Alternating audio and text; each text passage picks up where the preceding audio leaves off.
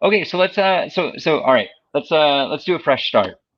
Okay. Uh, hey everybody, it's Mark Masters, Always Bookin Comedy. We got Caryn Carson out of Albuquerque, New Mexico. We were chatting before the show about how her scene is blowing up. They got Dry Heat Comedy Club. The rumors or maybe facts about a new Hyenas franchise coming in. I've heard those as well. In fact, I heard those as far away as Arizona recently, Right.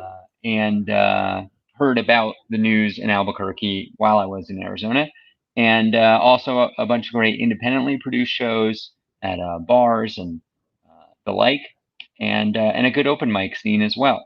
So let's just Caryn, how do you get started in comedy? Mark, I've been doing comedy for about 6 years. I started in the Dallas Fort Worth area. And sort of my origin story around that is I had been teaching a graduate level course at a university there.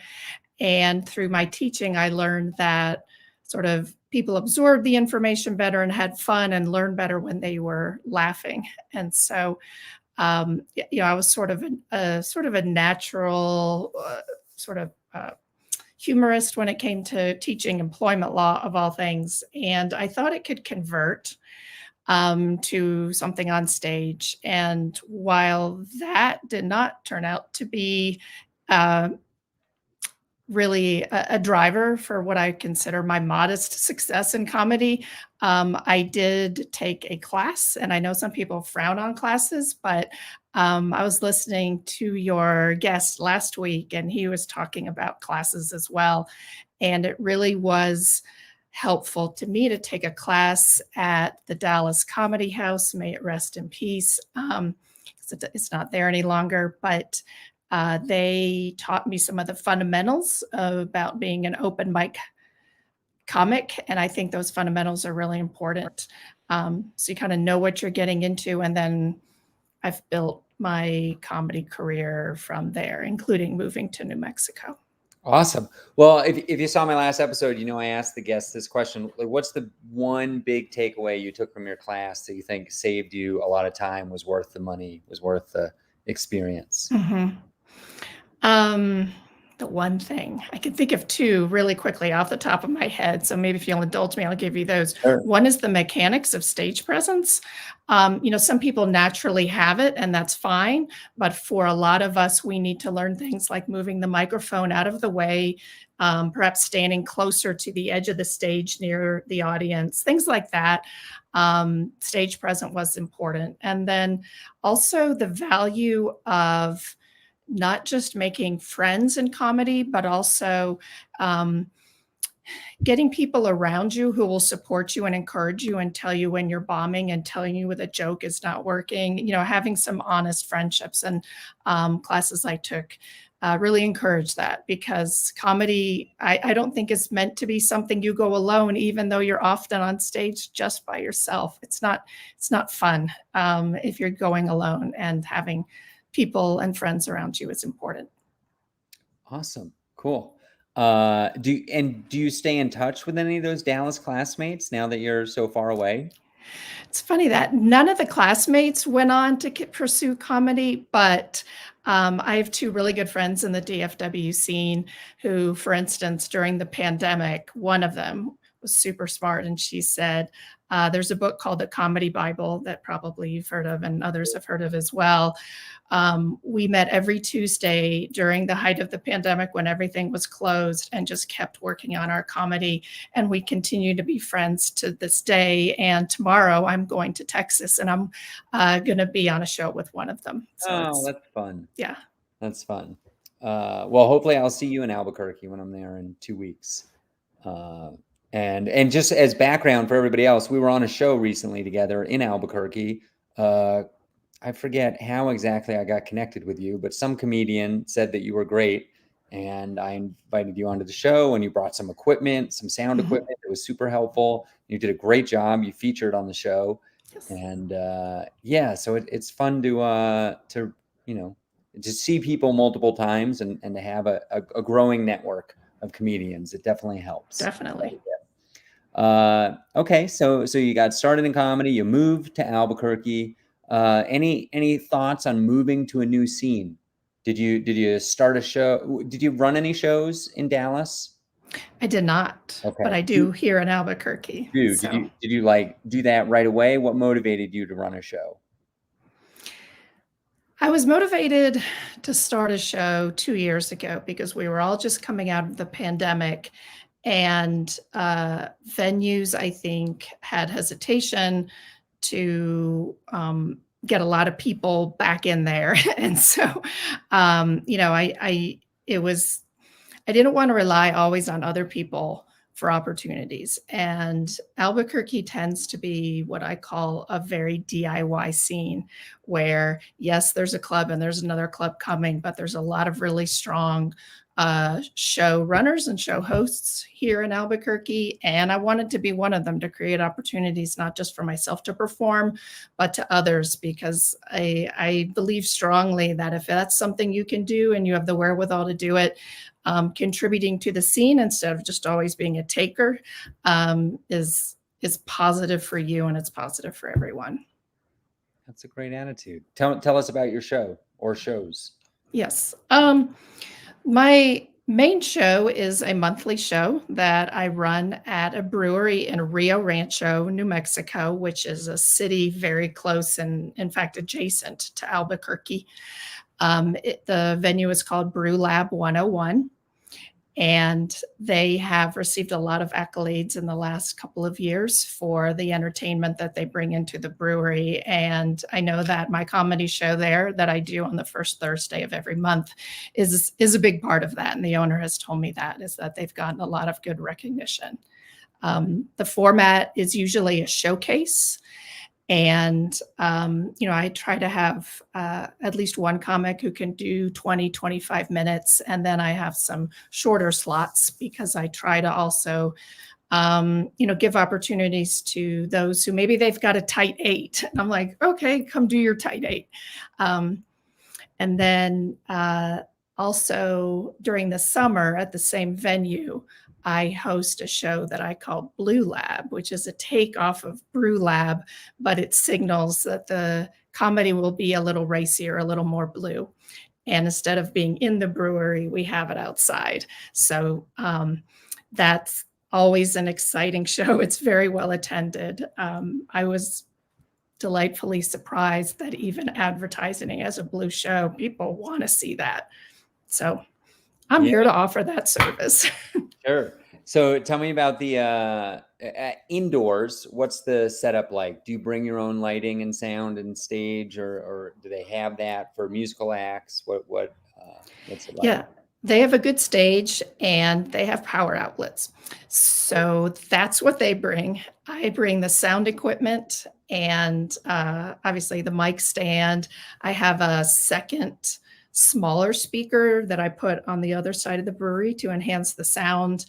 And I also bring 2 lights, which it's not the most sophisticated setup, but I find that just a little bit of lighting goes a long way. So that's what I bring. Nice. That's awesome. I assume they have chairs, or do people stand? They do have seats, but here's a challenge of this venue, and one that I've sort of struggled with, and I've talked to the owner about this. They don't like chairs right up near the stage, and that's not great for comedy because, you know, I like comedy when it's close and it's intimate and it's right there. And this is people are farther away. And so one of the challenges for me, as well as the comics who perform, is you need to be a big presence on the stage because you're grabbing people, you know, from 50, 60 feet away. Whoa. So that's the setup. That's like a pandemic throwback. Yeah, right. Connection. Interesting. Okay. Any challenges other than the depth between the performers and the chairs at that particular venue? Well, like a lot of bar shows, you know, you're sometimes competing with the NBA finals or somebody's back to school happy hour, and you know it's incumbent on the performers to really grab the audience and make that make that the show what they want to listen to. I don't charge a cover because the owner doesn't want to keep people outside the bar. He wants everybody in. And then the performers are paid mostly through a tip bucket. And I know some people, and I was like this, are like, oh, tip bucket, it'll never work. I got to tell you, maybe it's the venue, maybe it's the clientele, but those tip buckets work. And yeah, I know don't know. a show in Colorado Springs, Colorado, that where the showrunners switched the show from a free show to a paid show because they got they had a Comedy Central headliner and they wanted to sell tickets. And then they did, I think, one more paid show and they switched back to the tip bucket, and they were making more from the tip bucket than they were by charging tickets for tickets. So yeah, that's interesting. I've seen that in a couple places where it's pretty successful. Yeah. And if you get a lot of repeat customers, you kind of establish a culture, and people kind of assume, oh, I'm going to this show. I threw in $10, $20 last time. I'm gonna bring 10 or 20 bucks with me. Tell me about your tip bucket and how you promote the tip bucket. Well, I host almost every show I do. And so I think it's part of my job to sort of from the very beginning introduce the topic of the tip bucket. And, I usually sometimes make a little joke about it. Like, sometimes I tell the truth. Like we've had comics who've, driven down from Santa Fe or are up from El Paso. We need gas money, or we need to bribe our probation officer, or we need babysitters for our 16 kids. Whatever it is, I try to make it light, but I also try to impress upon, the patrons who are enjoying the show that, I know you didn't pay to be here, but if you enjoy it, then these are talented performers that I think you should chip in a few bucks for. But I will say this, and I also tell the performers on my show this, that if I'm the host and I bring it up, and at the end of the show I bring it up, that's not enough. And I encourage each performer to find a funny but casual way to mention the tip bucket, or at a very minimum, instead of just saying, I'm Caryn Carson, good night, is to say, I'm Caryn Carson, thank you so much for your tips. You are a great audience, and good night. Just bring it up, because and what kind of tips do you accept? I take cash, I take Venmo, I take Cash App, and recently I got one of those squares. So I will even take your credit card. Great stuff. And how is that working? Are people using the credit card at all? Not a lot. I will say this, because I think the thing about the credit card is that it takes interaction, and most people want to dunk their tip in and leave, or scan the QR code and leave. And tip in. Do you do the private at the end of the show, or do you do it at the end of the feature spot, or when in the show are you doing the tips? Yeah, I do it a couple of different ways. I encourage people, to put the tip money in the bucket at any time. I don't care if it's in the middle of a set or between performers. Sometimes I walk around with it during the show, but I find that distracts from the performer who's on the stage when I do that. So after the show, I actually have two tip buckets. I leave one by the stage, and the second one I walk around with, and I don't ask for tips, but they see me with it. And I just thank people for coming to the show. And that always usually doubles the tips that would have been in the bucket if I had just left both of them by the stage. Right. Well, that's great. It's wonderful that you care so much about the comics getting paid, which ultimately is what's driving that, or where that's leading. Right. Okay. What do you love about this venue that you're running shows out of? I truly love the generosity of the audience, both in terms of their laughter and in terms of their money.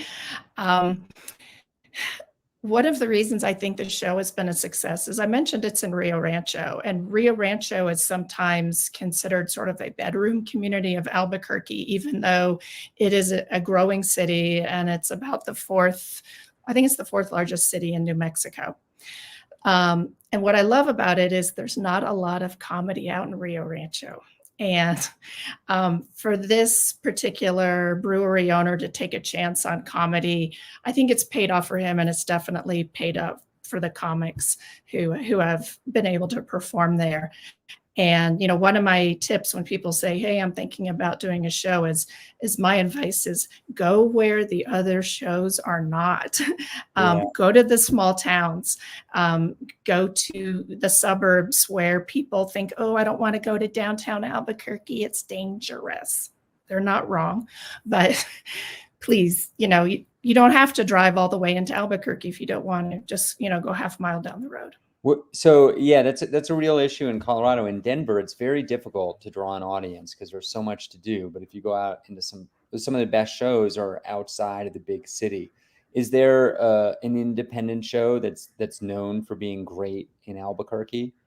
Maybe it's been around a while, or is it just a dead zone for good comedy shows? No, it's by no means. Albuquerque is a great, and there's several breweries. You and I met at Hollow Spirits, which is actually a distillery, and they have great comedy shows in their back room, like where you perform next to like some giant vat of vodka or something. I don't know what's back there, but a bunch of barrels. It's barrels and distillery equipment and all sorts of chemistry stuff. So I mean, there are definitely good independent shows in the city. And Santa Fe itself, which is just about 50 minutes up the road, is another great place for comedy as well, and they do a great job up there as well. Nice. Is there a best known independent show in Albuquerque? Like one that's been running the longest, or? We'll circle back to that question. Okay, because I can give you a great one in Rio Rancho that I'm very familiar with, and I can also give you a good one in Santa Fe. But I'll think for a second about. Let's talk about Santa Fe. What's the one in Santa Fe? Yeah, there's a great roughly monthly show at a brewery called Tumbleroot. And it's run by Trip Stilnicky, who is an incredible comic in his own right. And he does a lot of work both in Albuquerque and in Santa Fe. The voice impressions. He's like a radio guy, maybe.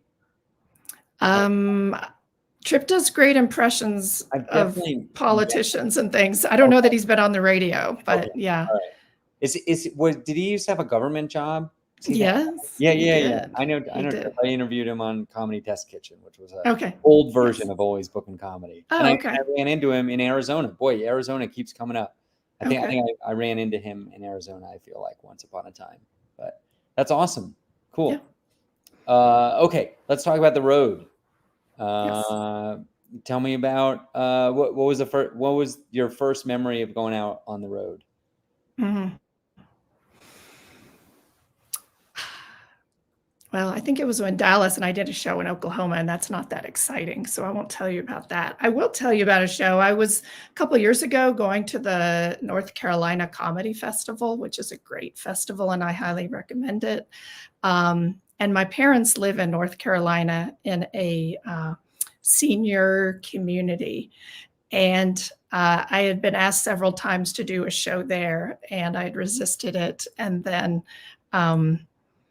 I decided actually to go for it and do my best by myself in front of my parents and their octogenarian, septuagenarian friends to make them laugh. So that was one road show I did. And I don't know. I know you asked for my first one, and I'm not even sure I could tell you what it was, but that was just an interesting one. We got an audience question here. What general area in North Carolina? Yeah. So I've only performed in what they call the Research Triangle area, which is Raleigh, Durham, Chapel Hill, and in Greensboro, North Carolina, where there's a very fun independent club, woman run. She is amazing. She's kick-ass. Her name's Jenny Stencil. She runs the Idiot Box in Greensboro, and I've performed there both during the North Carolina Comedy Festival and then in a separate show that she calls Greensboro Laughs. Nice. Awesome. You know what? We didn't talk earlier about like a big booking success for you. Like you're coming up, and what is something you did that was very exciting when somebody asked you to do a show? I will tell you about a show I did 2 days ago because it was very exciting. Okay. I was the opening act for Jim Norton at a theater. Yeah, exactly. That's cool. It was. He was doing a benefit show for a nonprofit here in Albuquerque called the Endorphin Power Company. And he was a perfect fit for that particular nonprofit that deals with the sort of dual problems in Albuquerque of homelessness and addiction. And the CEO of the nonprofit does a show, like I said, at a theater downtown called the Chemo Theater. Last year they had Brian Posen. This year they brought in Mr. Norton, and the organizer turned to Sarah Kennedy, who I know you know, who is one of the owners of the Dry Heat Comedy Club. And Jim Norton has certain preferences for the kind of comic that he would like as an opener, and I fit the bill, and they recommended me. His people approved me, and I it's just an amazing thing to say that I opened for Jim Norton, and it was an incredible experience in a packed theater. And it's just, did I finagle my way in anything? Did I pressure a bunch of people? No, I was just being me, doing, what I do and getting out in the scene. And it's sort of a good lesson that sometimes you're just in the right place at the right time. That is incredible. Was it that theater that's around the corner from Dry Heat? Yeah. Wow, Yeah. it's such a cool big theater. It's a cool big, very historic have you been theater. there as an audience member to see stuff? I had seen the Nutcracker there with my niece. I'm not sure that's what you mean, but yeah. That's what I mean. You saw the Nutcracker, and now you're the Nutcracker on I'm the stage. Nutcracker. What was the backstage like? Well, they have these downstairs green rooms and dressing rooms. And I don't know if you know this about the Chemo Theater, but there's a ghost there. Okay. And there is a shrine to the ghost, who was a little boy who died in an accident in the theater several decades ago. And like they have it set up where it says, if you don't offer something to the shrine of the ghost, then you're not going to have a good show. So you better believe I was digging in my purse for something to put on that shrine. And I guess it worked. It was a phenomenal show. That's wild. Now, Jim lives in New York City, right? Correct. Yeah. So came all that way. Wild. We got an audience question. What kind of details do you get on a comic's opener preference? So like, I see what you're saying. If you get any info about like, you got to work clean, words you're allowed to say, topics you're allowed to. I mean, is that specific for Jim Norton? Yeah, I think so. Yeah. What I heard, and I'm just repeating what I heard, is that he likes a woman, and he likes a woman like who has some attitude, which makes sense because he is a comic, who is very opinionated and doesn't mind offending. And I wouldn't describe myself that way. In fact, I consider myself a mostly clean comic, but that's what I heard that he wanted, and that's I guess what I fit the bill for. That's incredible. What was it like to be on a big stage? As I was standing in the wings, I thought to myself, why did I not ask to get in here early to get the feel of it? That's a rookie mistake for a big theater show. I've never been on a stage literally just that big. And it's like, where do I stand? And I kind of figured, well, in the spotlight, Caryn, let's start with that. And they set the mic stand not where I would have put it. And so I'm just like, well, they know what they're doing. And so I'll go with what they've said. But it was different than what I'd gotten experience with. But, you learn some lessons. I probably would have gotten there earlier and gotten the feel of it. But wow, it's the Nutcracker stage. So, it's where 50, teenage ballerinas are usually dancing around. That's so cool. Did you end up moving around, or did you just stay in your home? I did move around a little, but I was conscious not to go too far. Like I didn't run from one end of the stage to the other. Did the spotlight follow you? I think it did a little bit. Yeah. Did you film your set? They didn't allow filming. I know. I'm just devastated by that. Yeah, I think it's because Jim Norton was there, and they were like, no. I don't know if I can say this here, but I've at least once been in a situation where filming was not allowed and still filmed my set. So definitely, I don't know if that's helpful to any other comics who are listening to this. No, it's helpful to me. Helpful to me. You know, sometimes like I don't know. I could get it if we had more. We're running out of time, so I can't get into specific examples, but I could give some. Here's a question that basically I was going to ask as well. Did you get any feedback, interaction with that show, or is the headliner just keeping to himself? And I was basically going to ask you, did you talk to Jim at all, or were you guys completely separated? No, we weren't completely separated. He had one dressing room and I had another. I did approach him before the show because I wasn't sure whether I was introducing him or the MC was, but I wanted to be ready in case it was me. And so I went and talked to him, and we chatted some. He said, I don't want an introduction. He said, I hate credits. So just say the next comic coming to the stage is Jim Norton. And that's what I did. But we also talked, he was interested to know about me and how long I'd been in Albuquerque and where I was before and what brought me here. We didn't have too much feedback. Sort of after the show, he had a very early flight the next morning, but I did do that thing that younger comics do, and I did ask to take that picture with him, which he was exceptionally gracious about doing. Oh, that's great. That's so cool, Caryn. What a great story. And I almost forgot that question. Would you have let this whole episode go without telling that story? You have found a way to get it in there. Maybe. All right. That's so sweet of you. All right. Well, we're basically out of time. So yes. This is a great talking to you about the Albuquerque scene, a little bit of Santa Fe insights, doing a big theater show. How about that? Congratulations. It's so cool. It is. And and running shows out in smaller communities. What a great tip that is. Thanks everybody for tuning in to Always Bookin Comedy. We'll be back next Monday, and tell your friends about the show. And thank you, Caryn, once again. Thank you. I'll fix the beginning of the episode later. Okay. Sounds good. Everybody have a great